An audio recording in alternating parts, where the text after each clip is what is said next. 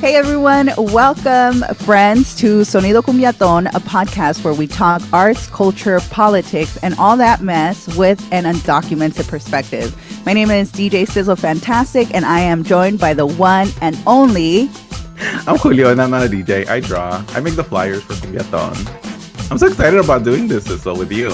Girl, it's been a minute. We've been trying to get this podcast on and off the ground for quite a bit. And because of life circumstances and also, elections, us crashing out and all that good stuff. Unfortunately, we've had to prolong this, but I'm super excited that we're finally, again, getting it off the ground and getting things rolling. How are you feeling, Julius? I feel great. Yeah, we've tried doing this and another podcast, but not another podcast. But what this is going to be the through line. You're going to be telling me no, and I'm going to be like, but Sizzle, I think there's a lot of things going on in this world, and I think that especially from an undocumented perspective, undocumented stories are being told, and not with our perspective, right? And so. Ooh. Let's talk about that.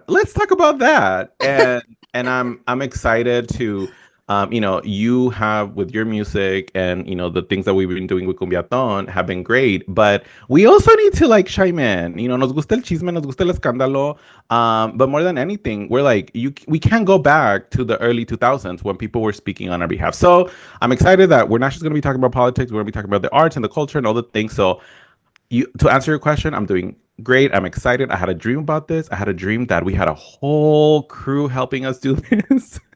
And that is the dream and that is the goal, baby. Do not forget that. That is a goal. I also want to name that joining us from the production booth is our homie, our friend, I've known this person since college. The one and only ESL Elvis. You wanna peek in and say just hi really quick, Jesus? Did I put him on the spot? Okay. No, you didn't put me on the spot. It's just that I forgot how to turn on the view again. Listen, and that's going to be another through line. We are millennials. We, technology. It took us 2 days of training. Oh, baby, speak for yourself. Do not come for all of us. Girl, you couldn't mirror your image. Your background was mirror, and you couldn't figure it out. You couldn't get your face to show the background. It's okay. It's okay, sis. So lean in. I'm leaned in to my 40s. I love it. I don't know a lot. When the whole TikTok thing was happening, I was like, well, that don't affect me. I don't really watch the TikTokies. I have my Facebook and my Instagram. but yeah, so I'm excited. I'm happy that we're doing this, so we've decided to have a couple of segments here, and as a way to kind of ask how we're doing, we have a thing called, you want to say it together, sis? Yeah. Okay. 1, 2, 3. Amiga, ¿cómo estás? We didn't even rehearse that. How are you, friend? I'm good. So since we had our last party, Cumbiaton party, I am now a Mrs. She got married in December. Okay, wifey. She the wifey type. Okay. She's a wifey, yeah. Are you cooking? Are you cleaning? And are you tending to your man? I'm not allowed to. He won't let me. He won't let and also, y'all do not cancel me for that. That was satire in case you didn't. Wow, Sizzle, come for her. Cut this up and show that Sizzle believes in gender roles. No, it was funny because I posted we are as of today, we're recording on February 25th. 2025. I've been married for almost 2 months now. I got married in December, and I posted the photo on my Instagram, and a lot of people were like, wait, you were dating? you had someone? Well, I mean, and can we also just chime in on that too? Your relationship is not for everybody to know. Okay. And I feel like it's unfortunate, but for whatever reason, when people see you as an online persona, a figure, whatever, people sometimes feel entitled to knowing every aspect and every detail of your life. And if you don't want to share about your relationship, maybe because you're not ready to share your person with the world, that's totally fine. And, you don't even have to share them at all if that's not what, you and your partner agree upon. Because I do feel that, unfortunately, there's a lot of pros, but there's also a lot of cons in social media. And I believe one of them is, unfortunately, people feeling entitled to your personal life. And that's a message for everybody. No matter who you are, no matter how many followers you have, no matter what your career is, do not be pressured into publicizing anything that you don't want. Side Yeah. note. No, yeah, I definitely agree. And I mean, it's part of the package of you kind of, my personality. I share everything, with people that from You being shared things that undocumented. you should not even be sharing, I girl. do, I do. But dating someone, when I first met him, we've been together almost 2 years now, and people didn't know that. And when we met, he's very so not on social media, and that was nice because I've had relationships where I've been open about this is my man, this is my man, my man, my man's, and then it doesn't work out. And it happens, but there's something to be said about having because I put so much of myself out there to have this thing for me. And when Jesus actually was the one who married us. Thank you, Jesus, for that. Ew. And he also was taking our photos, so he took amazing photos, and I was like, okay, I love this one, we need to post it, and with his permission, because now that you're married, did you know, Sissel, that like when you're in a relationship, you have to think about other people than yourself? Yeah, I I don't like actually know that, but it's nice. quite a bit of that, and I will What say advice do you I've give me? What had. advice would you give me? You've been with your person for a while now, right? Yeah, yeah, yeah. And I've had the privilege of also meeting your mans. And I will say, like, y'all are opposites. Y'all are the definition of opposites attract. And I really love that because I do feel like girls like us, we tend to be like the wild ones, las potrancotas, las divas, las caballotas, right? Y a veces, we need someone to balance that out. Yeah. And I know that's true for you, and it's definitely true for me. I, again, just really love the dynamic that you and your husband have, Mm. porque dos locas en el mismo hoyo, I don't think I would be able to handle it. And honestly, I don't even think your husband would be able to handle it. You wouldn't even be able to handle it. But I really love, y'all's relationship and how you really complement each other. I've also been living with my boo for about officially, I would say maybe like 4 years now. We did Oh, the whole long distance yeah. relationship for a good 2 to 3 years. And similar to you, right? Like I didn't like outwardly come out with it. And it was because long distance is already hard enough. I don't know if Yeah. anybody has done long distance Been there, relationships, done that. Been there, but done they that. are so incredibly hard. And for me, I'm like, you know what? We didn't need the added like pressure, the added, malojo, because that shit exists. I don't give a crap who Mm. says whatever. That is Envidia, la like envidia, girl. And it's brujería. like, girl, just, go live your life, be happy. Stop worrying about us, baby. Worry about yourself. But there are a lot of people like that. But Yeah. it's something that I learned to also just appreciate. My boo's also kind of like an introvert. He's an artist, but he's also, very introverted. If he's not Yeah. performing, he'd rather just kind of, chill out, be on the low. And just going back to your point, Julio, too, of like learning how to prioritize and learning, that now it's not just you. And I Uh, think this is something that I don't want to generalize here, but a lot of folks also that grow up undocumented or grow up in migrant families, especially as the eldest or only child in the family, right? You tend to be hyper independent and you tend to be the problem solver. mhm. And it's hard to either ask for help, accept for help, or bring your other partner in because now you're a team versus Yeah. the single person that had to handle everything, Yeah. for everybody. How has that been for you? Well, I've been very lucky because he's also the eldest. No, he's actually the youngest one, but not the opposite. But we're very like family wise, responsibility wise, like we both have all this responsibility with our families. And the fact that that we can understand each other when it comes to that. I've dated other folks where how did this become about dating? But I've Girl, dated. you're making it all your own. No I one's know. telling you. Nobody, me. Well, the first time I dated, no, but meeting somebody who understands those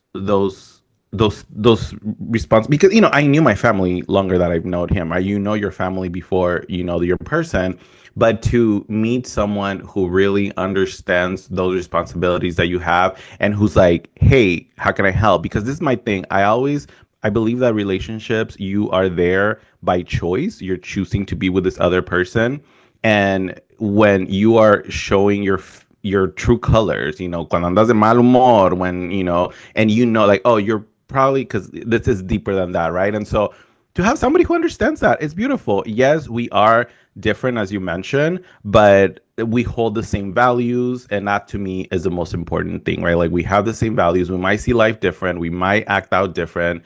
But at the end of the day, it's we hold those things, really important to us. So I'm happy that you're happy. We're living and thriving. Because listen, during these times, love, friendships, and not just romantic, but like your friendships, all the relationships, we are the only ones that are gonna, at the end of the day, we're gonna be there for each other. And so I'm happy that in that love romantic relationship department, we're there. And I always believe nothing is forever, but for now, I'm gonna enjoy the now, and I'm enjoying the now. Oh, girl, I hope your husband doesn't listen to this because No, we we have talk, been. but no, but listen, Linda. I'm also realizing that I have the wrong background. Yours is sparkling and mine is not. That's Um, well, sparkle. baby, I can't help it. She's a glittery girl. She's a thorn. She's a diva. No, but like we talk about this a lot, right? Like we talk about how also we're also both gay men, right? And we are very aware of the realities of we're not a traditional relationship or whatever. But I'm like, but that's the cool thing about the fact that we as gay men we get to make our own rules, but also being honest is the biggest thing. And that's one of the things that we both agree. We're like, the moment that you're not happy, the moment that you are no longer, I'm not fulfilling your needs and not just, but like we need to be honest because I think that's what people are afraid to talk about in relationships, the honesty, because it's scary. It's scary to hear like, hey, what you're doing is making me unhappy. And if you're not willing to change or be willing to do something to better a situation, and again, not just in romantic relationships, but in friendships, right? There's sometimes a time comes where you need to break up with people, not just your romantic partners. And so I think as long as you're honest, so for people who are not watching this and listening to, Sizzle is making the heartbreak, sign with their hands. But I think it's important that you are honest in the relationships that you are. So yeah, that's how we are. We're feeling good, amiga. Estamos bien en este departamento de las relaciones humanas. Look at us. Who would have Look at us. thought? Not From me. from party girls Healthy to relationships and healthy relationships. communication. Yeah, I know. Who are we? Are Well, we it's part of the thriving?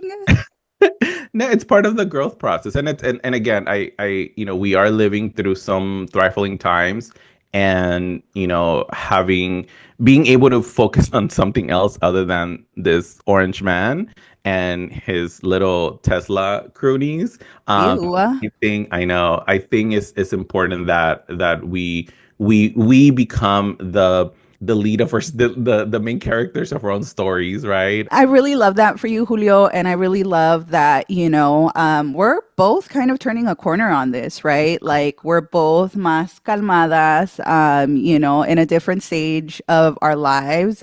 We're healing.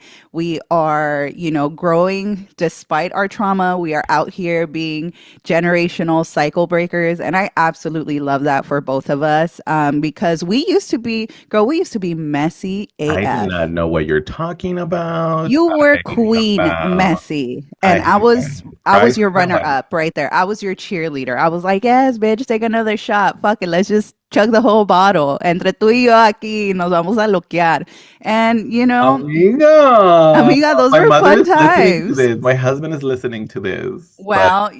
you're lucky. I'm not bringing up the deep cuts. Well, I'm not. that will be for another. Listen, we this is why we wanted to do this podcast because we would like every friend group they're like, girl, we should have a podcast because the stories are hot and spicy. Vivimos, puteamos, we had the time of our lives, right?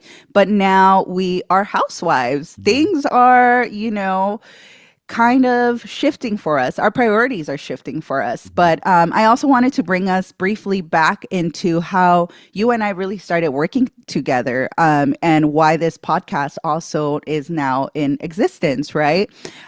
So, for those of you who don't know, Julio and I are part of this amazing, beautiful project called Cumbiaton, which has been running now for 8 whole years. We started off in the beautiful barrio of Boyle Heights, and it was a space where people, primarily undocumented queer folks, could come and rejoice during a very hectic time of our lives, which is crazy because we're kind of living it. We are reliving it currently.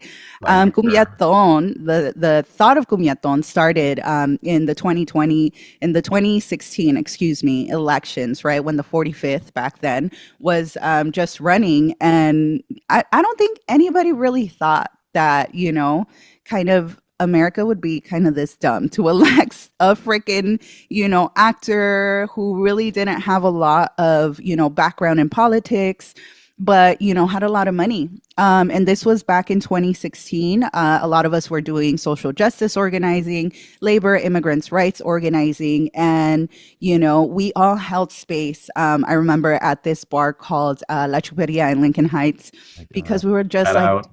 yeah, shout out to La Chuveria with the best micheladas.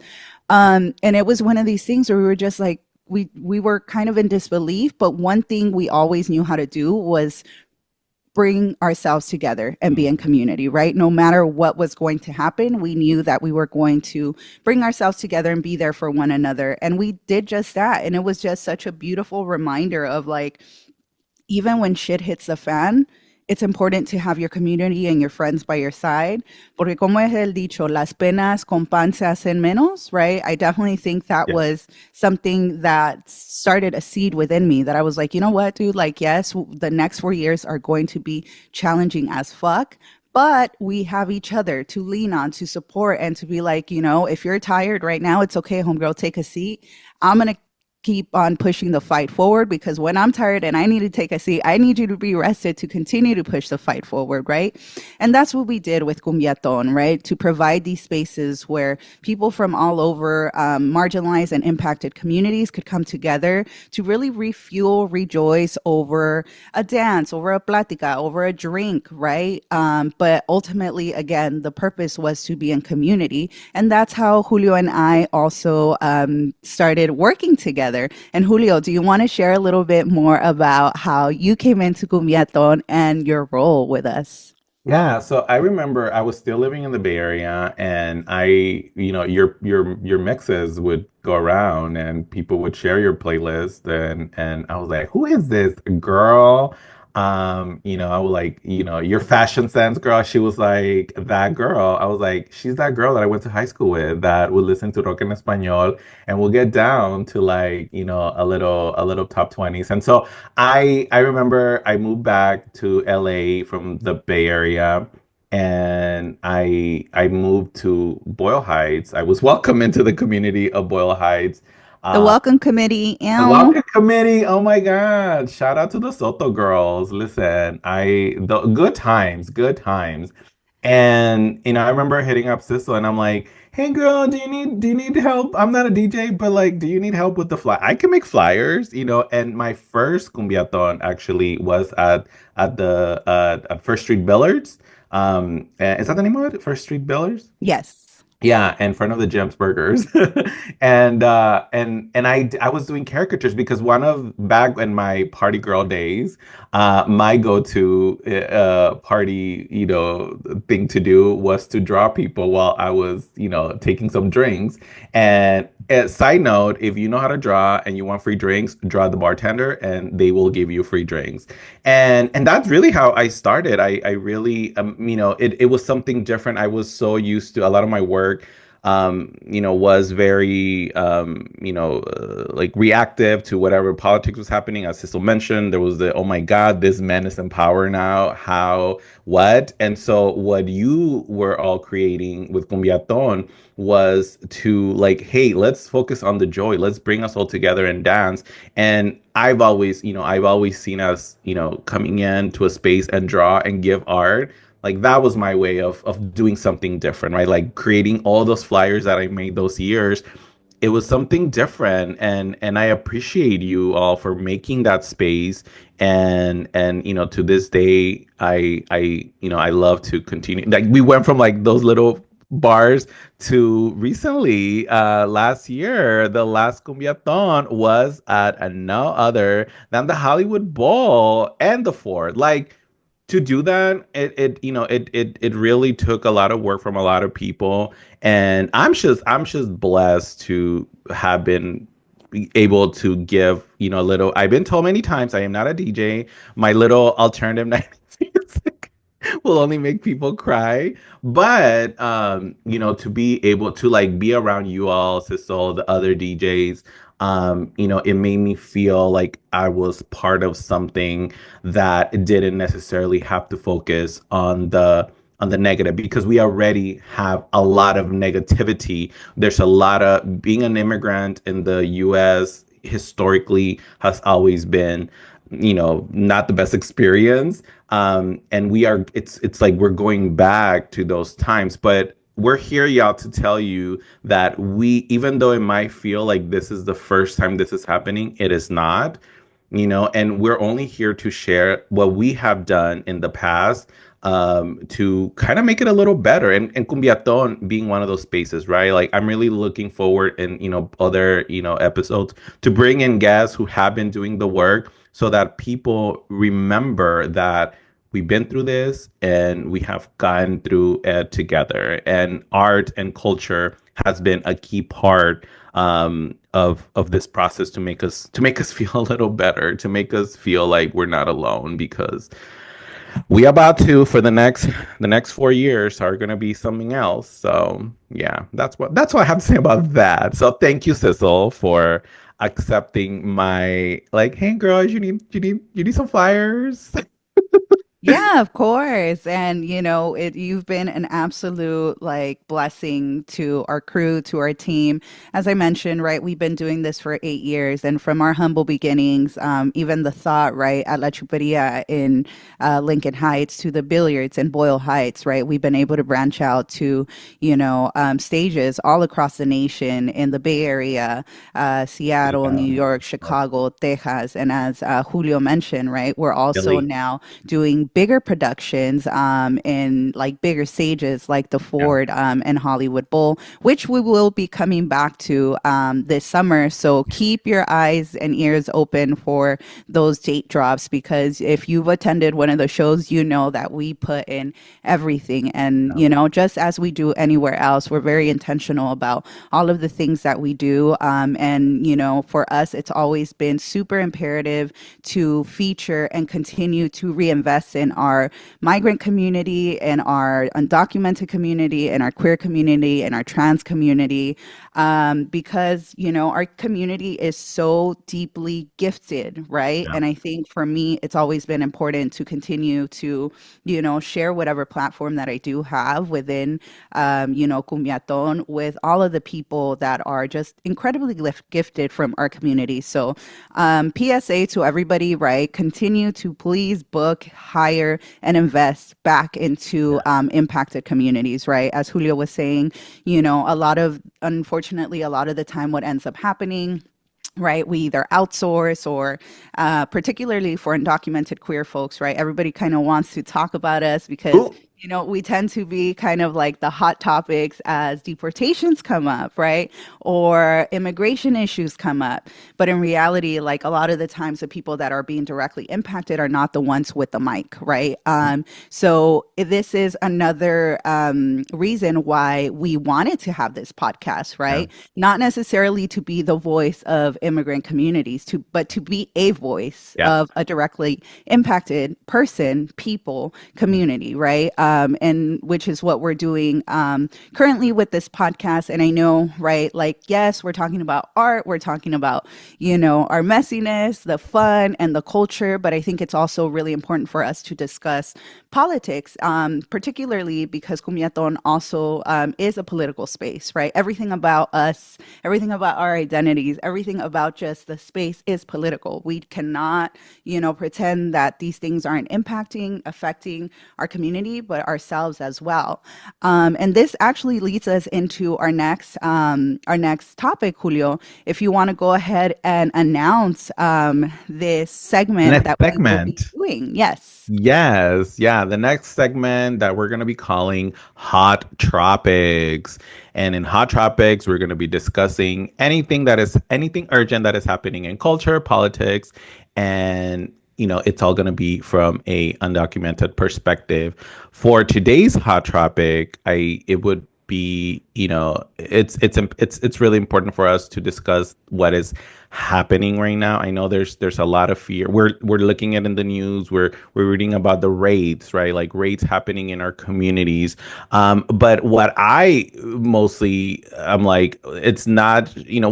Raids have been happening in our communities under both parties, right? Like we know that. The people that know. It's funny to me when people are saying like, this is new. This wasn't happening under Obama. This wasn't happening under Biden. Baby, he had babies in cages. That some of them are still there, by the way. Exactly, right. And so, but what is happening now? I think the biggest difference is that this person is telling us in our face. I always say that the difference between the Democrats and the Republicans is that the Democrats will stab you in the back and the Republicans will stab you in the front, right? And I'm sorry, but I'd rather see the knife coming at me so I can run.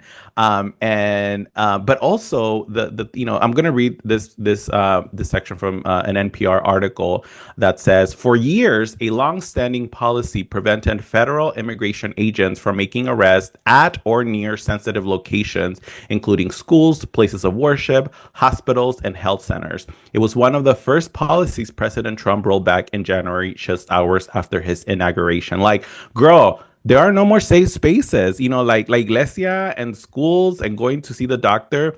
At least you felt a little safe and knowing that, they're not going to arrest us. But now this person is saying we are going to do that. And this article goes on to say that now, in clinics and they're telling health workers like, hey, aside from your job is also going to be about letting, the people that come see us about their rights, know your rights trainings, which it's good, right? Like it's good that we are, know your rights, which I'm sure you've done workshops about know your rights, and they're sort of becoming the standard of like how to stop the fear. The way that the only way that fear it's going to stop is to do something, and knowing your rights is like the basic thing that we should all know. And so I'm happy that, these spaces are getting it together and even putting signs like you don't have to answer to the cops, or, if agents show up, you don't have to share.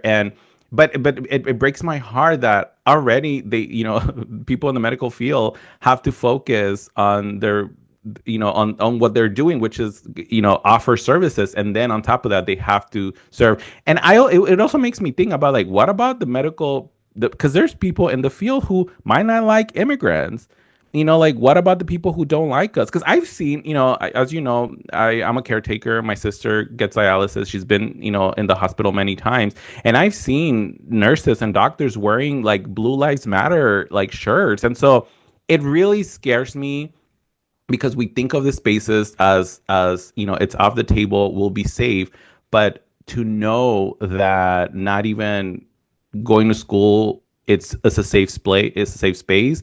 It has me, you know, panicking. However, you know, the fact that our communities are moving and reminding folks that you indeed have rights, it's important, and I'm glad that it's you know, the organization, you know, us, while we figure out, or what we, you know, like, know that things are, like, you know, the policies are moving, and, you know, while that's happening, the thing that you can do is knowing your rights. So I think that, yeah, that's one of the things that are making me feel a little bit panicky, but in a weird way happy that our communities are reminding us that knowing your rights, and Univision and all those, you know, places are reminding their audiences that you indeed have rights.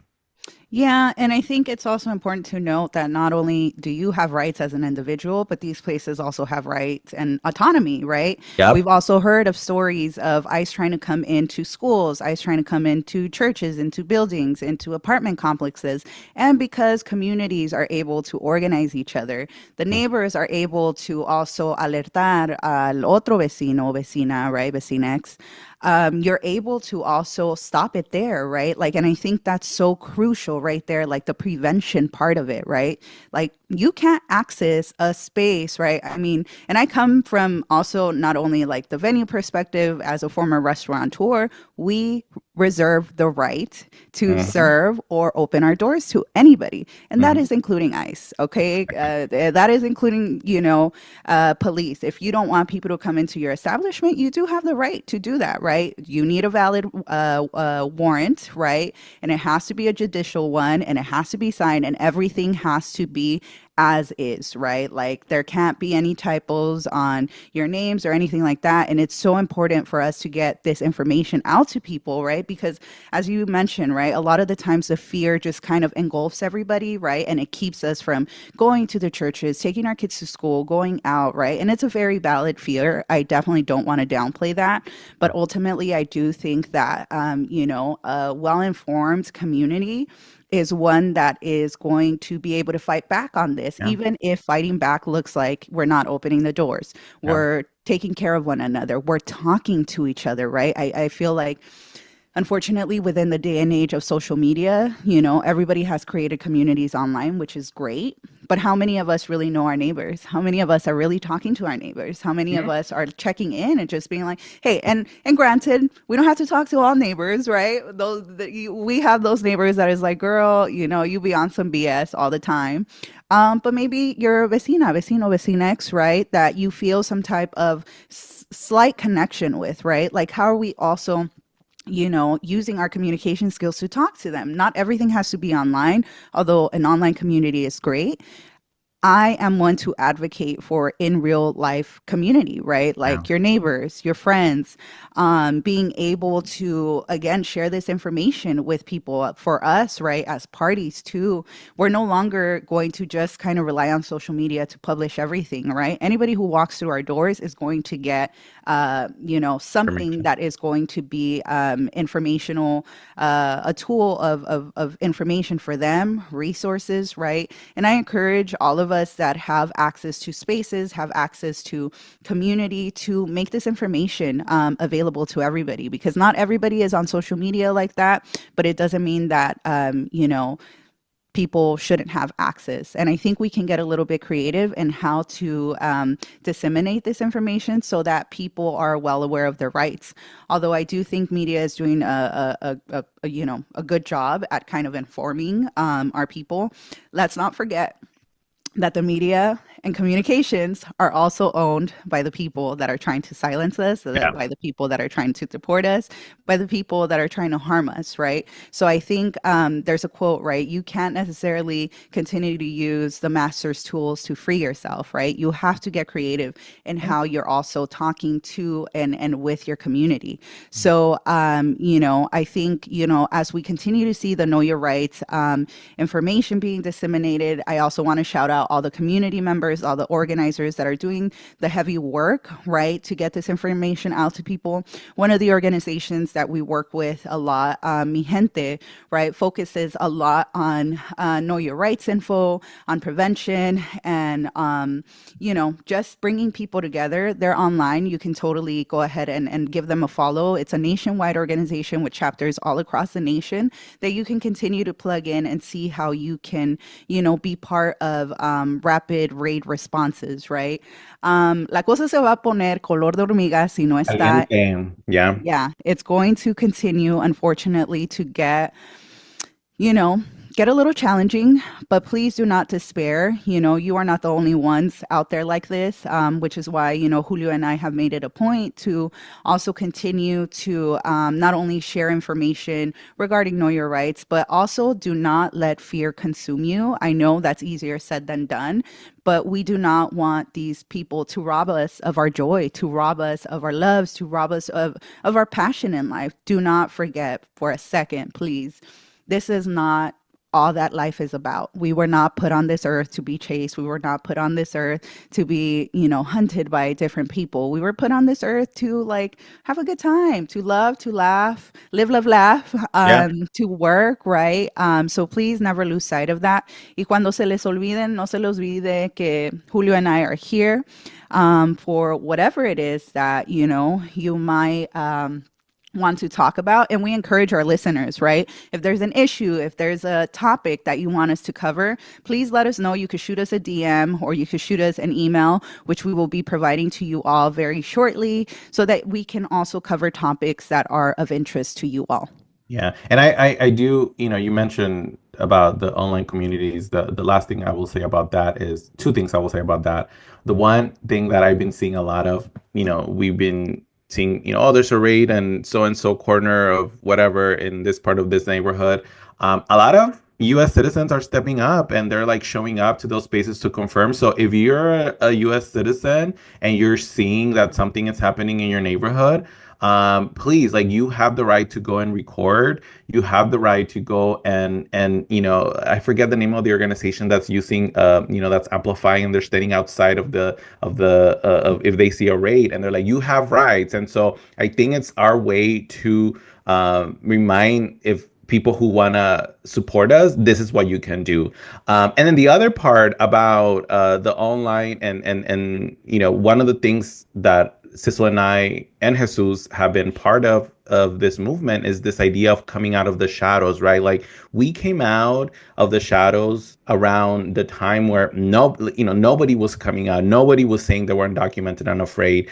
And then we saw a lot of people, from Chicago to New York to the South. A lot of young undocumented students and their families were sharing their stories about being undocumented. And while I will not tell anyone you must come out of the closet, of any closet, both of being undocumented and queer, there is something to be said about being out there and sharing your story so that you feel less alone, right? And so people have asked me, are you going to continue to be so open about your status? And I'm like, it's what I've done. And that's how I found my community. I'll be damned if I'll let somebody force me to go back up to any closet, right? We just have to be smarter about it and more strategic and, have a plan. Girl, it's so sad that we're having to create plans and, in case of something happens, but that's literally how a lot of us have been living all of our lives. With plan Bs of what it would happen, right? And so, yes, to the, to all the things of having a community online, but as Sizzle said, what are some things that you can take outside of Instagram, outside of the chat groups, go to your local organizations that, according to your city, because of course, we're in California, so there's a little more privilege that comes with being California, but there's still people here in California who don't like us. But whatever you're at, please connect with other organizations. Both Sizzle and I are part of different networks. So if you're from any other part of the country that's not in California, I'm sure we know someone that we can connect you to. So yes, this is our service as part of the pod and making sure that we continue to be connected. And we're gonna be talking about coming out of the shadows, we start with ourselves, and we're going to continue to voice out until hasta que nos. I don't want to say I don't know. I don't want to say hasta que No, nos. No, we no, no, won't say no. that. We will put it into the air. But Aquí estamos y no no nos nos vamos. Y vamos. si nos echan, nos Nos regresamos. regresamos. But this was our hot topic. If you all, if you know, again, we're gonna put an email here in our in the chat or in the whatever we're putting it. And please reach out to us if you wanna talk to us, if there's topics, if there's people that you want us to invite to interview. We were more than happy to do that. I'm excited about that. Yeah, and I will say, maybe the next episode can focus heavily on like the different movements that we come out of, right? Because they have been so impactful and so important. And unfortunately, not a lot of people know like the history of the undocumented youth movement. And it's a very rich one and it's a powerful one. And it is why we have a lot of the things that we have today in 2025 as undocumented elders now, right? So I think it's super important for us. It's super important for us to continue to tell our stories and to remind each other, right, of our power as undocumented people, because we're not just, you know, this sad sob story. We're not just like this dreamer, good immigrant, bad immigrant narrative. No, we're so much more than that. We're multifaceted. We're beautiful. We're fucking smart. We are tenacious. We are not your average people, baby. Let me tell you that, because one thing undocumented people are not going to do is be fucking mediocre, is be fucking average, bitch. And you know what? I'm just kind of wrap it up and end it here, because I'm gonna let the next episodes also speak on behalf of that. But more than anything, conchistas and everything aside, right? Again, we want to reiterate that, you know, wherever you are at, that you can remember that you are not alone, right? There's plenty of people. Somos un chingo. Right? Girl. Y digo que el fucking census ni ha tampoco like gone down to the T, because what happens when they fucking come to the door? We don't open the door. You're not gonna open the doors. We're not gonna open the door. What? I am in my 30s. You think when people come to my door, I first peep and I'm like, you know what? No, I'm not opening the door. They can leave if they got the door. But you know, and that's one of the things that, you know, maybe our whole lives we have been preparing not to open the door for anybody. Listen, as a gay man with Grindr, I have my connection to opening the door to strangers. Tú eres un libro abierto, amiga. Tú eres un libro abierto, and that is. Oh, shout out Paquita. Ay, la Paquita. She used to do a rendition of that song, Libro Abierto too. Yeah. I think the original was Gerardo something. I'll look it up. Don't quote me on that. Google it. You're full of quotes today. I love it. Yeah, we're here to bring you undocumented brilliance and quotes that we may or may not forget how they exactly go, because we're also, guess what? ESL. And dyslexic. And a little diabetic too, and a little everything. So listen, we got a little bit of everything. So with that, are you going to take us to the next segment, which is we're ending? Oh my God, girl, we've been talking 44 minutes. I thought, you know what? My fear was like, girl, what if we get stuck and not talking? But I forget that is you and I, and we never run out of things to talk about, even if they don't make sense. Absolutely. If they don't make sense to you, imagine how we feel. Y si no sabemos, lo inventamos. No hay que inventar cosas, because we're here to tell the facts. Fake news. Just Fake kidding. news. I'm like, listen, and that's a whole other episode. But God, man, sometimes I sit and I wonder, I'm like, you know, we have such brilliant minds within our circles, within our friends. We have doctors, lawyers, business owners, artists, entrepreneurs, right? And a lot of the time these folks, you know, and I understand, right? Like, you don't want to go online and like fight with all these trolls, but I will say this to anyone who has a platform: do not be afraid to use it. Do not be afraid to be labeled cringe, right? Because unfortunately what is happening is that we are getting a lot of messaging from from people that are spewing fake news or things that are untrue, just to be able to vilify other folks, right? And these people don't necessarily have like, you know, any type of shame, any type of embarrassment. They don't give a flying, you know what? If Girl, they have are you seen cringe. Have you seen the people wearing? You can buy an ICE Amazon outfit, and there's this fools out here wearing ICE uniforms and like walking around and scaring people. So like the fake news have gone into like the fake actions, and so it's just because you see it on a YouTube video or in TikTok, it doesn't like let's. I go back to our allies, our citizens. Like if you see like there's a raid here, please go check it before you share it. I don't know. I'm just thinking about that. So that's that. Yeah. And also, like if you have thoughts on anything, particularly if you are impacted or marginalized too, like, we want to hear about that. We want to hear your thoughts. We want to hear your voice, right? Because again, going back to what we initially said, right? There's a lot of people that will try and speak for us. There's a lot of people that will try and tell our stories. But in reality, nobody else will know this story than the person who is living it. So do not be afraid to jump on the mic. Do not be afraid to jump on your stories and let people know, right, how this is impacting you, how this is affecting you, and what they can also do to help out, right? Because a lot of the times I do feel like, when things like these happen, people don't necessarily know right away how to help. And, granted, yes, take your time, kind of feel it out, process it, but also don't be afraid of saying, like, hey, if ICE comes, as Julio is saying, go out there and check it out for me. Yeah. I'm not going to put myself in, ICE's way to be picked up and,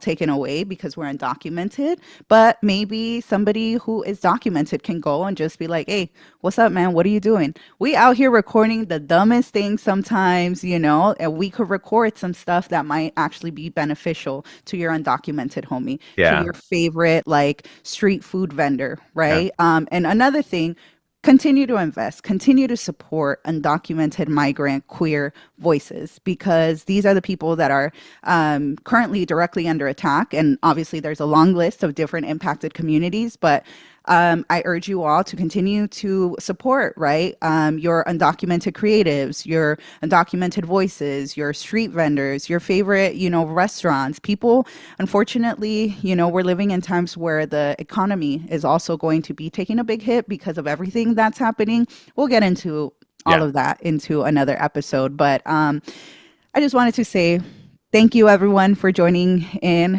on our first episode. There's so many things that, we can continue on to, talk about on and on and on and on, which is why we are having this podcast. And I hope you join us for the next time. And if you have any questions, feel free to either DM us or, send us an email. We'll reply to them and we'll include them in our future episode. Julio, do you want to say anything else, or Jesus? Yeah, thank you so much, Sizzle, for wanting to do this. As someone who's kind of stepping away from the party scene, I'm like, I still want to do stuff with Cumbiaton, but what can I do? And so, as part of this, of part of the Cumbiaton, we're like the podcast leg of Cumbiaton parties. I'm also going to be doing illustrations according to the theme. And so for our theme today was Queríamos Norte. And by the time this comes out, I will have an image. And I was actually thinking, so like I'm like thinking of ideas to draw for Queríamos Norte. And I'm thinking of like, like our parents' dreams and like our realization that the American dream is a sham, and maybe like a drawing of you and me sort of like being this. I don't know. I'm still like it's brewing here, but every episode I will have the illustration ready and we can talk about it. And also for every episode, Sissa will be gifting us with a set. A DJ set, A yes. DJ set. And it might be the first one will for sure be me, but I think I'm also going to tap in our other Cumbiaton members because they are so incredibly talented. And again, it goes back into what we were saying, reinvesting into our communities and uplifting our crews into our stories. I just want to also, before we wrap up, Julio, the Queríamos Norte, why is that such a I guess just important, or why is that tagline so popular within the immigrant rights like movement?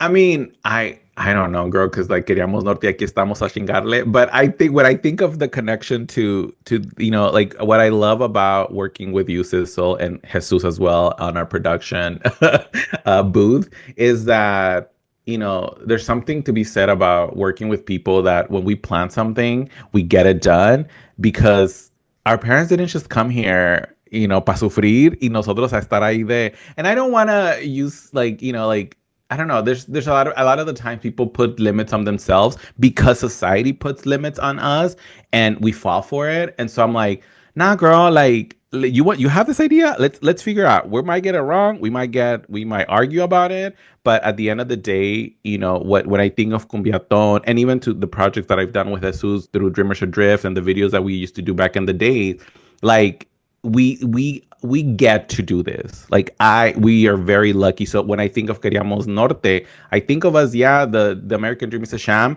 but we get to be creative. And let's use that. Let's not just talk about it. Let's do it. And we're very lucky that, we maybe be tapping into the Cumbiaton audience, but we might get to meet new audiences that like the podcast. And so I'm excited to tell our stories. And that's what I think of Queríamos el Norte. Do you think about something else when is that something that I'm not thinking about? Yeah, kind of. But I love your thank you so much for sharing what, it means to you, because I think in a lot of ways it is that, right? For a lot of migrants that come either from Mexico, Centro America, or Sudamerica, right? El Norte is considered the United States, right? We're not talking necessarily about Canadian immigrants, although there are some of those, but no one's talking about that. Listen, And you know Linda. what? You know what? You We know literally what? have an immigrant havoc, creating havoc As a in the White president, House. we The have president. We have an immigrant, South the first African immigrant immigrant. president, Ilonia Moscania. Girl, the mess, the So maybe tragedy. not all immigrants. Hashtag not all immigrants. I'm like, Um, how's that for a bad immigrant, huh? How's that? But is girl, anybody covering that? Because girl.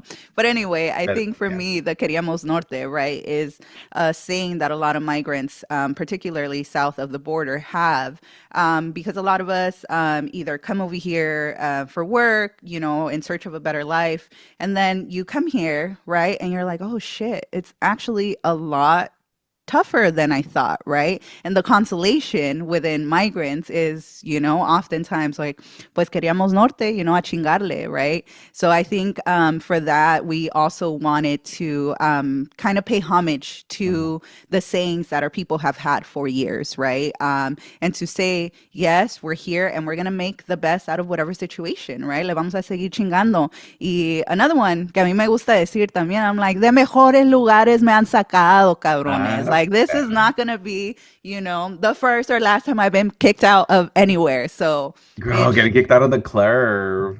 It would be getting like kicked. getting deported would be like kicking out of the American club. But girl, this American club it's getting nobody wants to go to that club no more. Mm-mm.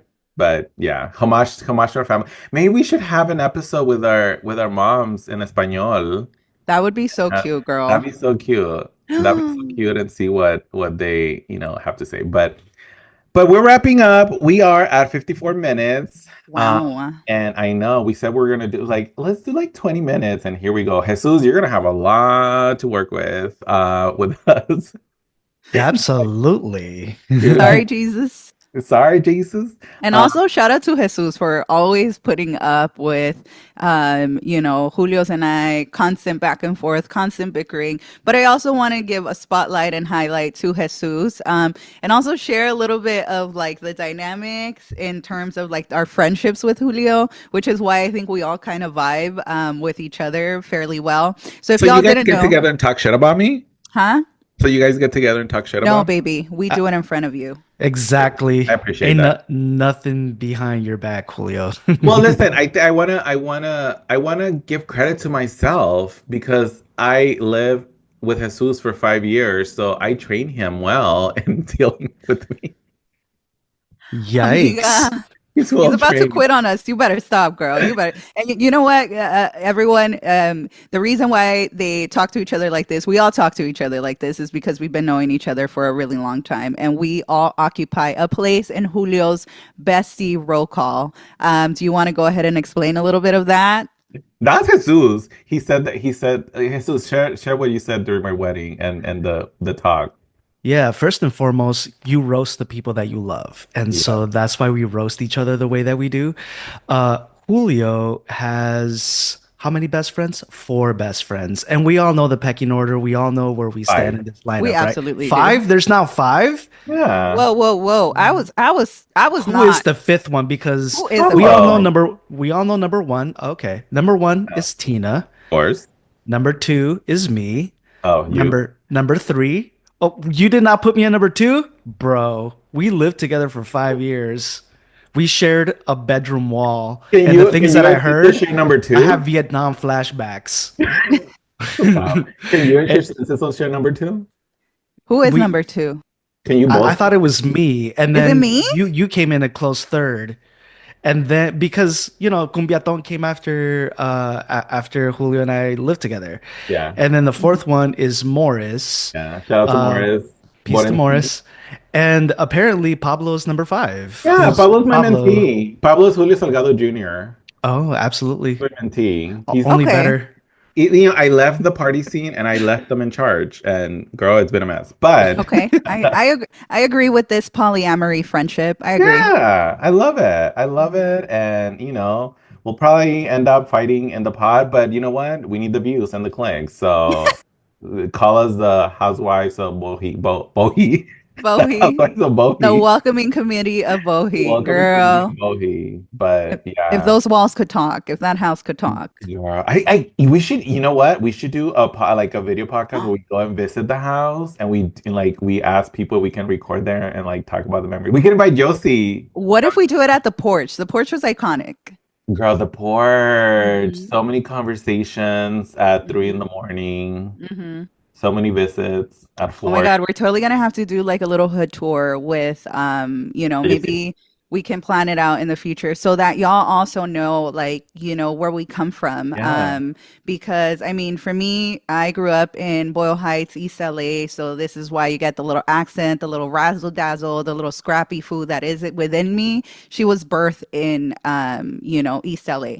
Well, Sizzle was born in Guerrero, but no, Cecil was born in Guerrero. Sizzle was born in East LA in Boyle Heights. And Julio, you are from where again? I'm from Ensenada, Baja California. And when actually Cachanilla. Cachanilla, por eso cuando digo mucho muchacho, when I first moved to the US, I actually lived first in Huntington Park, and then I lived in East LA for a couple of months, and then I moved to Long Beach. So I grew up in Long Beach. But I consider myself, we're immigrants, girl. ¿De dónde somos? Somos de donde estamos. Y ahí estamos y nos quedamos. Okay. We need to wrap it up, because ya se me está yendo la onda. Okay. Thank you everyone for tuning in to our very first episode. Queríamos Norte, aquí con Julio Salgado, myself, Sizzle Fantastic, and our guest appearance from Jesus. This is Sonido Cumbiaton, where we are going to be talking about culture, art, politics, and all of the messiness that comes with it, with your host, DJ Sizzle and Julio Salgado. Estúpida. All right, y'all. We'll see you next time. Send us your comments, send us your thoughts, and hopefully we get to cover them next time. Nos vemos pronto. And whatever you do not text your ex. Okay, Never. bye. Bye.